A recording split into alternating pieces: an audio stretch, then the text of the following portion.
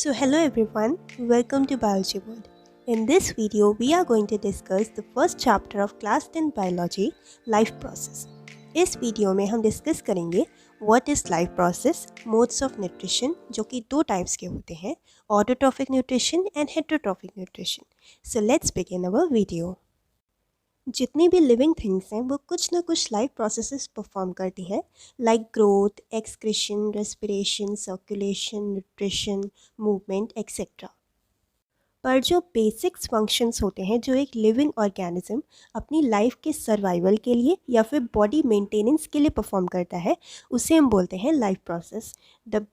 The basic functions performed by living organisms for their survival and body maintenance are called life processes. So I hope इतने topic में किसी को कोई भी problem नहीं होगी. So अब हम आगे चलते हैं. So basic life processes क्या होते हैं? बेसिक लाइफ प्रोसेसेस होते हैं nutrition, respiration, transportation, excretion etcetera. हम जो बेसिक लाइफ प्रोसेस के फंक्शंस परफॉर्म करते हैं उसके लिए हमें एनर्जी की रिक्वायरमेंट होती है और वो हमें कहाँ से मिलती है? न्यूट्रिशन से. इस वीडियो में हम न्यूट्रिशंस के बारे में डीपली पढ़ने वाले हैं. What are autotrophic nutrition and what are heterotrophic nutrition. And हम हेटेरोट्रॉफिक न्यूट्रिशन में भी काफ़ी सारी पार्ट्स देखेंगे, जैसे कि saprophytic nutrition, parasitic nutrition and holozoic nutrition. Okay, so life processes require energy which is provided by nutrition. So अभी हमने देखा था कि मोड्स ऑफ न्यूट्रिशन दो टाइप्स के होते हैं, autotrophic modes of nutrition and heterotrophic modes of nutrition.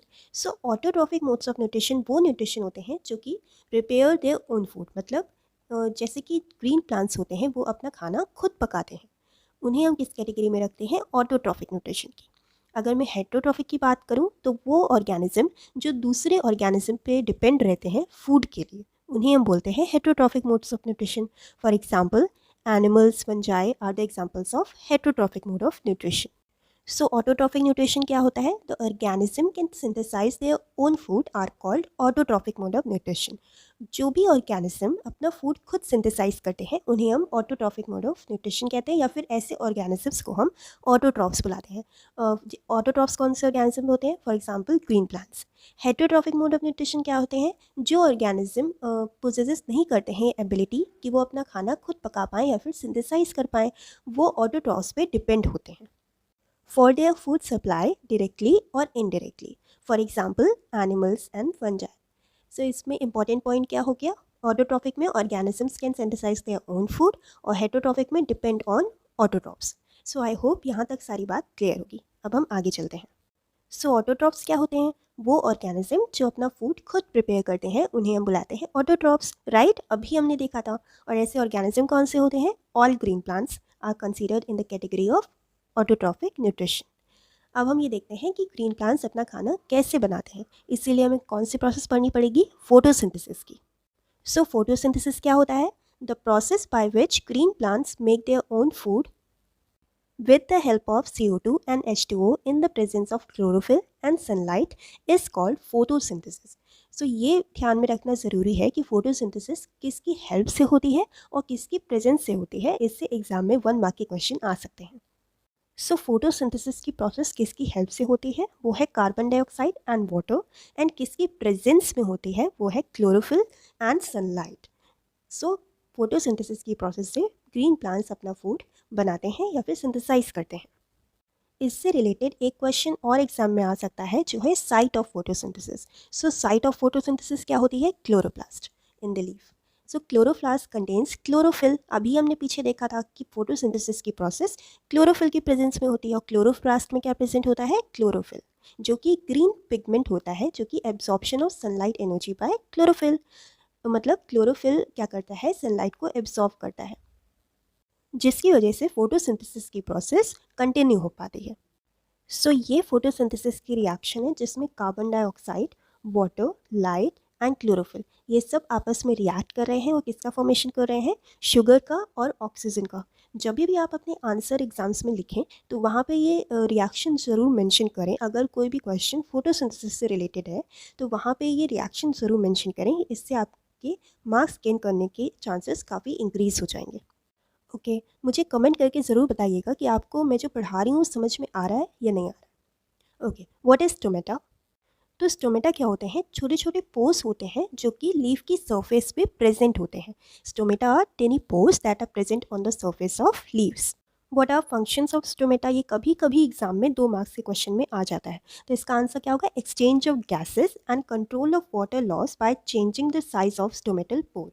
तो स्टोमेटा के फंक्शन क्या होते हैं, या तो गैसेस का एक्सचेंज हो जाएगा या फिर ये वाटर लॉस को कंट्रोल करता है by changing the size of stomatal pore. Stomata का पोर का जो साइज होता है उससे कंट्रोल करता है, जिससे ये वाटर लॉस को कंट्रोल कर सके. इस डायग्राम में अगर आप ध्यान से देखोगे तो यहाँ पे गार्ड सेल्स प्रेजेंट हैं और स्टोमेटल पोर भी है.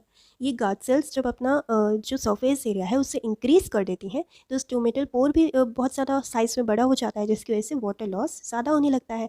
जब ये गार्ड सेल्स अपना साइज़ बहुत छोटा सा करने लगेंगी तो स्टोमेटल पोर भी छोटा हो जाएगा, या फिर एक टाइम आएगा कि वो थोड़ा सा क्लोज हो जाएगा. तो उस टाइम पे वाटर लॉस कम होगा. तो स्टोमेटा का काम क्या होता है, गैसेज एक्सचेंज करना और वाटर लॉस को कंट्रोल करना by changing the size of stomatal pore. I hope इतना आपको क्लियर होगा. सो हमने अपना ऑटोट्रॉफिक न्यूट्रिशन कंप्लीट कर लिया है. अब हम देखेंगे heterotrophic nutrition. The mode of nutrition in which an organism takes food from another organism is called heterotrophic nutrition. आपको पता ही है कि जब एक ऑर्गेनिज्म अपना फूड दूसरे ऑर्गेनिज्म से डिराइव करता है तो उसे हम क्या बोलते हैं, हेट्रोट्रॉफिक न्यूट्रिशन. इसके एग्जाम्पल्स क्या हो गए हैं, एनिमल्स, फंजाई एक्सेट्रा. या फिर हम ये भी कह सकते हैं organisms other than green plants and blue green algae follow the heterotrophic mode of nutrition. Heterotrophic nutrition can be further divided into 3 types. हमने स्टार्टिंग में देखा था ना कि हेट्रोट्रॉफिक न्यूट्रिशन 3 टाइप्स के हो सकते हैं, saprophytic nutrition, holozoic nutrition and parasitic nutrition. अब हम ये देखते हैं. तो सेप्रोफिटिक न्यूट्रिशन में वो ऑर्गेनिज्म आते हैं जो dead and decaying animal bodies पे डिपेंडेंट रहते हैं, for example yeast and mushrooms. And parasitic nutrition में वो ऑर्गेनिज्म आते हैं जो किसी अनदर लिविंग ऑर्गेनिज्म पे फीड करते हैं, for example tapeworm and lice. And holozoic nutrition में हम ह्यूमन बींग को एज्यूम कर सकते हैं, क्योंकि हम फूड को इंजेक्ट करते हैं और हम अपने अंदर ही उसको डाइजेस्ट करते हैं. इसका एक और एग्जाम्पल है जो है अमीबा. अब अगर हमने होलोजोइक न्यूट्रिशन की बात की है तो हमें ह्यूमन बींग का, या फिर अगर हम कहें कि एनिमल्स का डाइजेशन भी पढ़ना पड़ेगा. Now let's see nutrition in animals. So animals में न्यूट्रिशन कैसे मिलता है, 5 प्रोसेस के थ्रू. पहला है ingestion, second is digestion, third one is absorption, fourth is assimilation and the last one is egestion. So ingestion और इजेशन दोनों different चीज़ें हैं, तो इसमें कन्फ्यूज़ नहीं होना. अभी हम आगे इसको डीपली पढ़ेंगे. सो हम इंजेशन से स्टार्ट करते हैं. तो इंजेशन क्या होता है, जब भी हम खाना खाते हैं ना तो हम अपने फूड को अपने मुंह में रखते हैं एंड देन हम उसको डिफरेंट पीसेस में ब्रोक डाउन करते हैं. इस प्रोसेस को हम क्या बोलते हैं, ingestion. The process in which the food is taken inside through the mouth and broken down by teeth and initial digestion takes place in the mouth by saliva. So जब भी हम अपने माउथ में जो फूड होता है उसको teeth के थ्रू डिफरेंट पीसेस में ब्रोक डाउन करते हैं, तो उस प्रोसेस में जो सलाइवा होता है वो हमारे फूड के साथ मिक्स हो जाता है और यहीं से हमारी जो डाइजेशन की प्रोसेस है वो इनिशिएट हो जाती है. इसीलिए हम इस प्रोसेस को बोलते हैं इंजेशन. डाइजेशन क्या होता है, तो डाइजेशन वो प्रोसेस है जिसमें फूड डाइजेस्ट होता है कुछ एंजाइम्स के थ्रू और बाद में वो यूज़ होता है बॉडी की सेल्स में, जो कि एनर्जी प्रोड्यूस करती है. Digestion is the process in which food is digested using few enzymes and is used by the cells to produce energy. So absorption word से ही हमें इतना समझ में आ रहा है कि कोई चीज़ एब्जॉर्ब हो रही है. सो एब्जॉर्प्शन वो प्रोसेस है जिसमें सेल्स डाइजेस्टेड फूड में से एनर्जी को यूज़ कर रही हैं या फिर एब्जॉर्ब कर रही हैं, किस लिए, for building tissues in our body. Assimilation क्या प्रोसेस होता है, एसिमिलेशन में जो डाइजेस्टेड फूड है वो हमारी बॉडी की सेल्स में मूव करता है. सो एसिमिलेशन क्या है, movement of the digested food molecules into the cells of the body from where they are used. The liver is the important in assimilation. So liver क्या है, एसिमिलेशन की process में बहुत इंपॉर्टेंट रोल प्ले करता है. For example glucose is used in respiration to provide energy and also amino acid are used to build new proteins. So egestion वो process है जो अनडाइजेस्टेड फूड मटेरियल जो हमारी बॉडी में होता है वो बॉडी से रिमूव हो जाता है in the form of faeces through anus. So I hope ये सारे स्टेप्स आपको क्लियर हो गए होंगे. So nutrition in human beings is a very important topic और इसमें ह्यूमन बींग का पूरा एलिमेंट्री कैनाल हमें पढ़ना है, इसीलिए हम इसे दूसरे वीडियो में पढ़ेंगे ताकि आपको कोई कन्फ्यूजन ना आए. अब हम न्यूट्रिशन इन अमोइबा देखते हैं. सो अमोइबा में भी होलोज़ोइक न्यूट्रिशन होता है। अभी हमने पीछे जब हम होलोज़ोइक न्यूट्रिशन पढ़ रहे थे तब हमने इसके एग्जांपल्स में अमोइबा को भी डिस्कस किया था। एग्जाम्स में काफ़ी बार ये क्वेश्चन पूछा गया है कि न्यूट्रिशन इन अमोइबा को ब्रीफली डिस्क्राइब कीजिए। सो इसे आप अच्छे से पढ़िएगा, बिल्कुल भी नहीं छोड़िएगा, क्योंकि ये काफ़ी ज़्यादा इंपॉर्टेंट टॉपिक है। सो अमोइबा के अंदर न्यूट्रिशन कैसे वो लेता है ये हम देखते हैं। आइए इस डायग्राम में देखिए। सो अमोइबा अपने आसपास जब वो फूड पार्टिकल को देखता है तो वो उसके आसपास एक एक्सटेंशन बना लेता है जिसे हम सीडोपोडिया बोलते हैं। स्पेलिंग ध्यान रखिएगा, इसमें मिस्टेक मत करिएगा।